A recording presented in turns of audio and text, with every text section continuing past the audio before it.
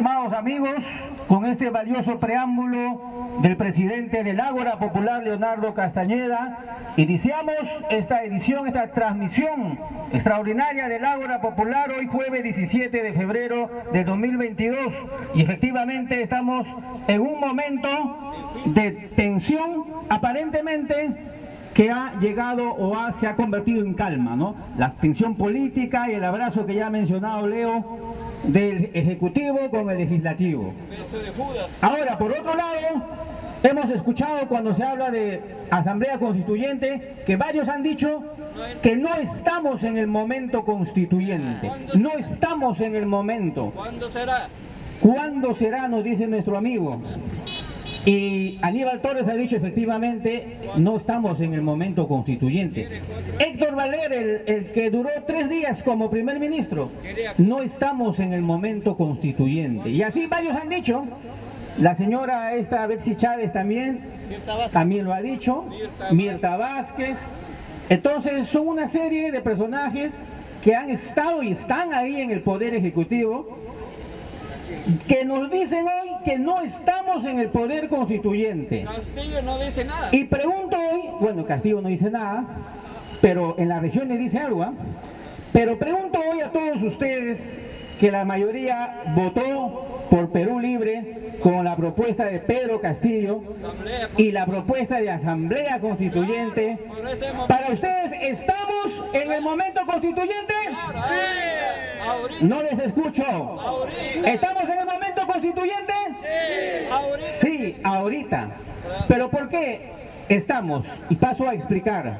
Porque algunos dirán, bueno, es necesario que la gente se concientice. Hay, como dicen Montoya, el congresista Montoya ayer ha dicho que los peruanos no saben cuáles son las funciones del Congreso. ¿Lo han escuchado, no? Los peruanos no saben, dicen, las funciones del congresista. Piensan que los congresistas tienen otras funciones. Funciones de gasto, de sacar obras. ¿Cuáles son las 3 principales funciones de un congresista? Que nunca debemos olvidarnos nosotros. ¿Cuáles son? Sacar la ley. Legislar, dar leyes. ¿Qué más? Fiscalizar. ¿Qué más? Sacar algunos. Representar. Fiscalizar, legislar, representar. Entonces, estos individuos ya en el Congreso nos dicen ahora, el pueblo no sabe ni dónde está parado. ¿Será verdad eso? ¿Tendrán en parte razón estos malditos? A ver, vamos a repasar. Porque la mayoría del pueblo, quizás si nosotros vamos a nuestras regiones, a nuestros pueblos, a nuestras provincias, les hablamos de la necesidad de una asamblea constituyente de los pueblos, quizás dirán, ¿y eso para qué? Algunos, ¿no? ¿Sí o no? Con sinceridad hay que decir, nuestro pueblo, nuestra gente, muchos todavía no saben para qué se necesita un cambio de la Constitución. Para cambiar la situación. Y ese es trabajo nuestro. Ese es trabajo nuestro. Por lo tanto, hay que explicar lo siguiente.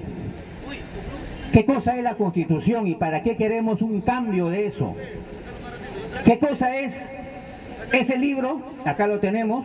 Acá tenemos análisis de la Constitución política, tan a precio cómodo, y análisis de nuestro compañero, el presidente del Ágora, sobre el tema de la Constitución y por qué se necesita cambiar. Pero en el breve tiempo que tengo, les tengo que decir lo siguiente. La Constitución, ya sabemos, es una carta magna. Es un contrato social también. Pero lo que no se dice es que la Constitución es un arma de guerra. Que se le quede bien grabado en su mente, compañeros de la Plaza San Martín. La Constitución política es un arma de guerra. Y como arma puede ser utilizada por el pueblo, pero también puede ser usada por el enemigo, las clases oligárquicas que están contra nuestros intereses, ¿o no?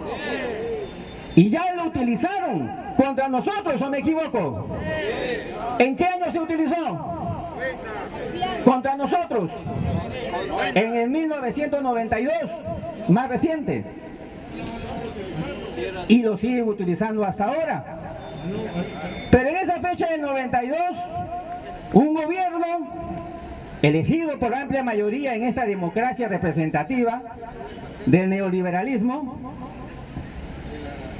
impulsó desde el Ejecutivo un golpe de Estado y desde ahí impuso mediante fraude una constitución como es la Constitución neoliberal del 93 hasta hoy, vigente entre comillas. Y digo entre comillas porque la constitución anterior era la constitución que hasta ahora nosotros debemos tener vigente, porque lo que sucedió en el 92 fue un golpe de Estado. Y un golpe de Estado avalado por la OEA, avalado por los partidos políticos acá, y todos se hicieron los locos y ninguno quiso hacer respetar la Constitución del 79.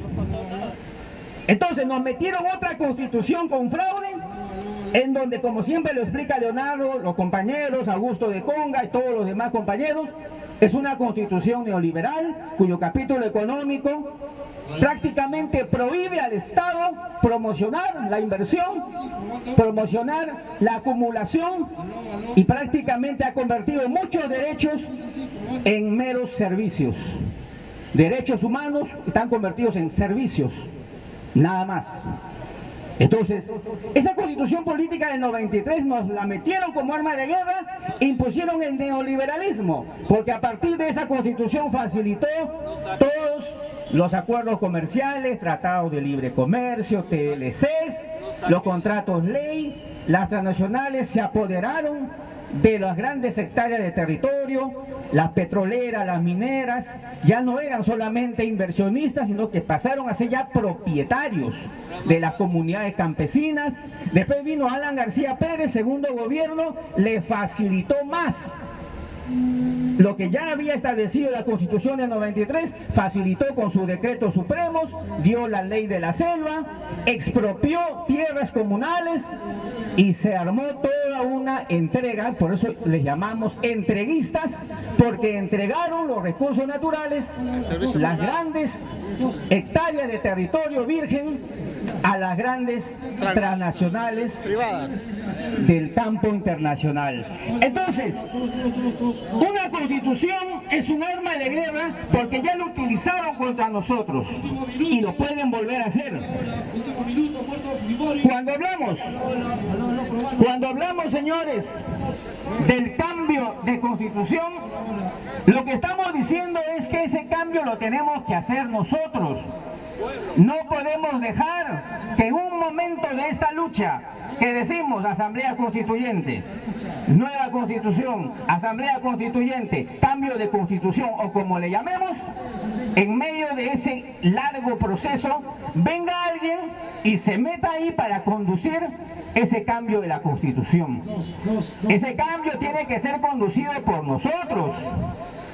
Los debates del contenido de una constitución nueva, salida del pueblo, tiene que hacerlo el mismo pueblo, porque si no, no tendría ningún sentido, no tendría ningún objetivo.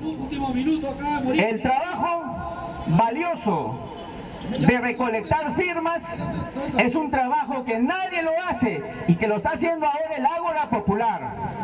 Y eso merece un aplauso para el Ágora Popular.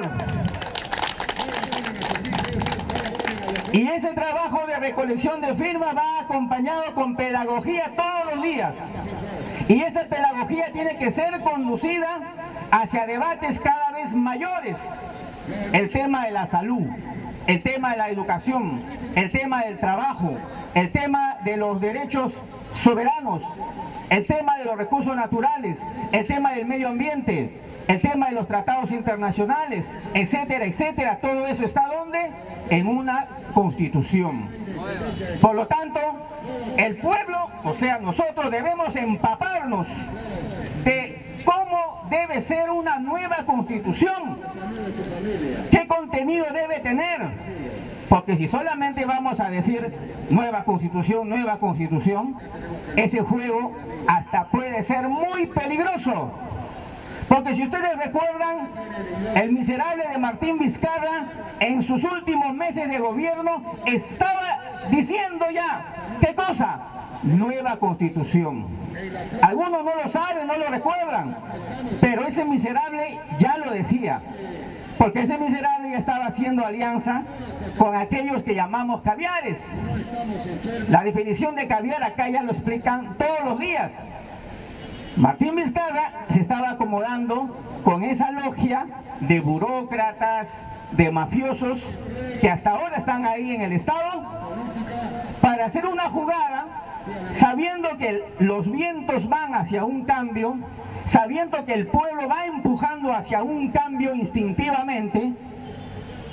El miserable de Vizcarra se comenzaba ya a acomodar, porque es un buen oportunista. Entonces, si se hubiera dado esa alianza Vizcarra-Caviar hasta hoy día estaríamos hablando quizás de una asamblea constituyente, pero no promovida por el pueblo, sino promovida por ¿quiénes? Por los caviares. Entonces ustedes se dan cuenta que esta cuestión de la nueva constitución es un arma que o bien lo usamos nosotros a favor de nuestros intereses, o bien lo utilizan contra nosotros. O bien lo usamos a nuestro favor, o bien lo van a utilizar contra nuestros intereses. ¿Y por qué queremos un cambio de constitución? Porque lo que queremos es nosotros conducir ese cambio. No puede ser de otra manera. En estos momentos hay fuerzas oscuras que se están moviendo y ustedes están viendo. Cuando ha sido elegido este nuevo gabinete, han saltado esas fuerzas. Vamos a analizar.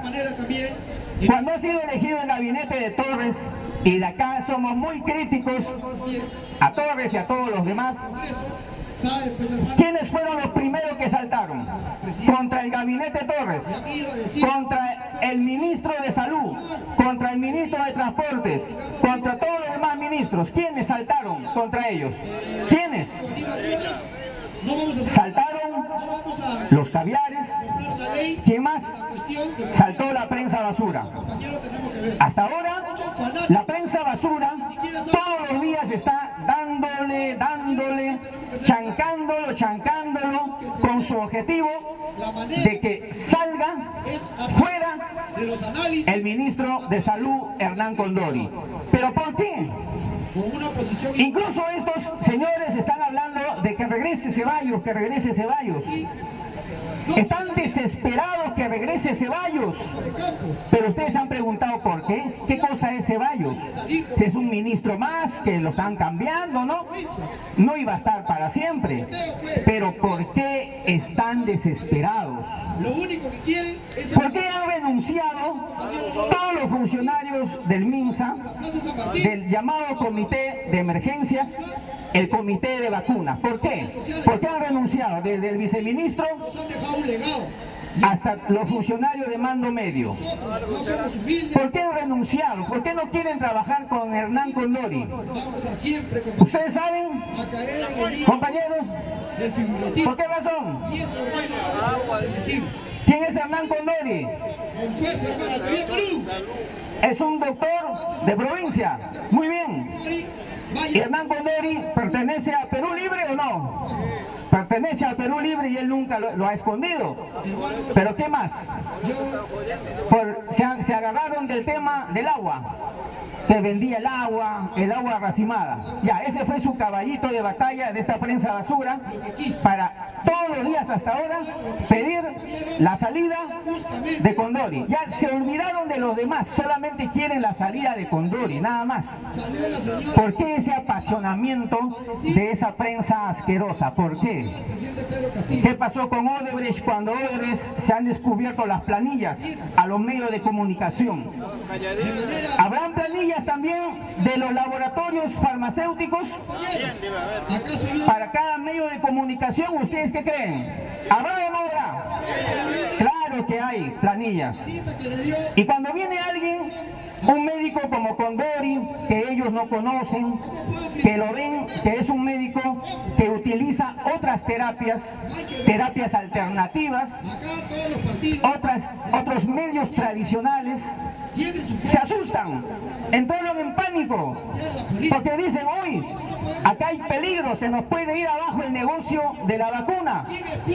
Entonces, como eso es lo que ahorita les está dando más ingresos del Estado, que le paga por propaganda, cada campaña de salud le dan sus millones a cada canal de televisión. El Estado por cada propaganda le da varios millones a cada periódico para que salga en página, toda una página, media página. Y aparte de eso, los mismos laboratorios químicos farmacéuticos le dan también su dinero a cada medio de comunicación. Entonces, cuando venga alguien como Condori, que ha dicho, así públicamente ha dicho, la pandemia no es todo, no todo es la pandemia, hay que atender las demás áreas de salud que están abandonadas, hospitales cerrados, postas médicas que no hay ni una curita. Hay que atender los lugares de atención primaria. O todo es coronavirus. No. Entonces, Hernán Condori ha sido lo suficientemente valiente para decirnos eso, para decir públicamente eso. Y la reacción de toda la prensa basura, la caviarada, ha sido demolición contra el ministro Hernán Condori. Y hasta ahora siguen insistiendo. Pero ahora parece, con la conferencia que ha dado el premier Aníbal Torres ayer, ustedes lo han visto. ¿Cuántos han visto la conferencia de Aníbal Torres? Levante la mano. Yo un poquito nomás. ¿Qué les ha parecido? ¿Buena la respuesta de Aníbal Torres o no? A ver, los que dicen buena, levante la mano. Última noticia. Correcto. Y los que no están de acuerdo en la forma como ha hablado Aníbal Torres, levante la mano. Por eso es bueno. Algunos, más están a favor. Y hay que reconocer, pero claro que sí, Aníbal Torres es todo un especialista. Es una persona bien hábil. Más allá de su política neoliberal, lo que sea, Aníbal Torres es una persona bien hábil. Más sabe el viejo por diablo que por viejo. Bueno, en este caso, más por viejo que por diablo. Entonces, ¿cómo ha respondido Aníbal Torres cuando le decían, van a sacar al ministro de Salud? ¿Cómo respondía? Sabía driblear. Después le preguntaban sobre casos que hay, si van a revisar lo del Ministerio de Transporte, que hay unas denuncias. ¿Cómo respondía? Esquivaba. Vamos a investigar, vamos a verlo, vamos a ver. Y listo, y terminaba de responder y se acababa. Así trataba a la prensa basura. Entonces, hay que tener manejo para saber enfrentar la prensa basura. El presidente Pedro Castillo se supone que está aprendiendo, se supone. Algunos señalan que cuando se quitó el sombrero es parte ya de una etapa en que Pedro Castillo estaba asumiendo ya, ¿qué cosa? Una nueva imagen. Y comenzar a hablar más y a defender, ahora sí a defender a su gabinete. ¿Ustedes creen, y pregunto, que el presidente Pedro Castillo va a defender hasta el final a este gabinete, sí o no? ¿Sí lo va a defender? Muy bien. Vale eso, porque han percibido, y comparto también con ustedes, de que efectivamente parece que sí. Parece que sí. Pero en las anteriores veces retrocedió. Retrocedió Pedro Castillo. Pero no va a estar retrocediendo siempre. Ahora, algunos dicen que este es un tema no de principios, sino de puestos de trabajo. Porque Hernán Condori, ministro de Salud, y varios ministros han entrado con su gente. Han entrado con gente de Perú Libre. Y esa es la verdad. Pero qué bueno sería que entre más gente de Perú Libre. Pero no, ahí hay gente de gobiernos anteriores, apristas, fujimoristas, y esos están agarrados ahí porque están con planilla, están con contratos. ¿Y ustedes creen que es fácil sacar a esa gente de ahí? No es fácil, no es fácil. Y el ministro Aníbal Torres lo ha dicho. Mire esa capacidad Porque así como criticamos lo malo, también hay que resaltar lo bueno. Aníbal Torres ha tenido una capacidad de decir así todo sereno, de decir, pues sí, así como hay gente de Perú Libre, también hay apristas, hay fujimoristas que están ahí trabajando en los ministerios. Y es normal, pues, normal, porque esos han entrado ahí con los gobiernos anteriores. Claro, es normal, pero lo malo es que estos, al menos la mayoría, han armado ahí mafias. Mafias para controlar la salud, para controlar el Ministerio de Educación, el Ministerio de Transportes. Esos son costras de años. Esos se saben cómo funciona el Estado de arriba para abajo. Y esos son ratas. Por eso decimos acá la palabra ratas, con el perdón de las ratas, pero son los que saben cómo funciona el aparato del Estado. Pero han entrado gente de Perú Libre. A esos compañeros de Perú Libre les tenemos que decir, no se contagien, compañeros. Aprendan cómo funciona el Estado, pero no aprendan la maña de la corrupción. Y si tienen que aprender cómo funciona el Estado, es para hacerlo trabajar mejor al servicio del pueblo, no de otros intereses. Y a buena hora que están ahí, compañeros de Perú Libre, porque confiamos en ustedes, pero también confiamos en mucha gente más. Entonces el gabinete ministerial ayer tuvo sesión desde temprano y después hacia el mediodía dieron su conferencia de prensa. En esa conferencia de prensa, ¿qué ha anunciado el Premier? ¿Qué ha anunciado? Ha anunciado principalmente la reconciliación. Claro, él no ha dicho así, pero es en la práctica eso. Ha pedido disculpas a la presidenta del Congreso, ha pedido disculpas. ¿Está bien o no eso? ¿Está bien, sí o no? Ahora, hay críticas, ¿ah? Hay críticas porque algunos compañeros dicen que cómo vas a conciliar, cómo vas a abrazarte con el enemigo, dicen, ¿no? Más que nada por la foto de Valdemar Cerrón, ¿no? La foto de, antes ya, de Guido Bellido también, abrazado con María del Carmen Alba. Entonces dicen, ¿cómo vas a conciliar? O sea, ya pactaron. Y lo que decía ya un sector de la población, que se vayan todos, y también un sector de la prensa, hay que decirlo, como que aparentemente se ha desinflado, ¿no? Y ya no se va nadie y ahora se quedan todos. Pero vuelvo a repetir, ¿está bien que Aníbal Torres haya pedido disculpas? No está bien. Y los que dicen que sí, también acá presentes comprenderán que en cualquiera de los dos escenarios, si no hubiera pedido y si ha pedido, ¿ustedes creen que los golpistas van a descansar? Ellos no van a descansar. ¿O ustedes creen que dicen ya nos olvidamos de la vacancia, nos olvidamos del golpe de Estado y hasta nuevo aviso? ¿Ustedes creen eso? No. Ya, muy bien. Entonces, eso de la reconciliación es solamente una apariencia. Pero ¿para qué sirve esa apariencia? ¿Es para qué? ¿Cumple un propósito o no? El propósito es, número uno, distensionar. Distensionar, sí. Porque de una manera ya el enfrentamiento hacía que la imagen del Congreso y la imagen de gobierno va perdiendo credibilidad. Entonces, cuando ya hay una reconciliación, una gran parte del pueblo se alegra y dice, ya por fin ya se van a poner de acuerdo. Ya, es una parte del pueblo, quizá la mayoría, pero ustedes que están acá, que son vanguardia del pueblo, ustedes saben que eso solamente es una apariencia. ¿Los golpistas van a seguir trabajando el golpe? Sí, van a seguir trabajando el golpe. Ahora, el lado de Pedro Castillo tiene que trabajar también lo suyo, ¿o no? Claro que tiene que trabajar lo suyo. Ahora, se supone que lo suyo de ellos, ¿qué cosa es? Es el tema de la Constitución. El cambio de Constitución. Pero eso parece que lo han pateado para adelante. Y el tema laboral. Pedro Castillo tendrá en su mente el cambio de constitución.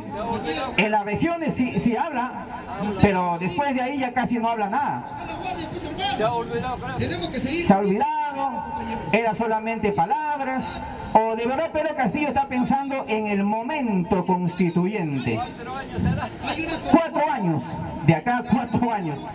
Sin embargo, hay que señalar, compañeros, para redondear estas ideas, lo siguiente.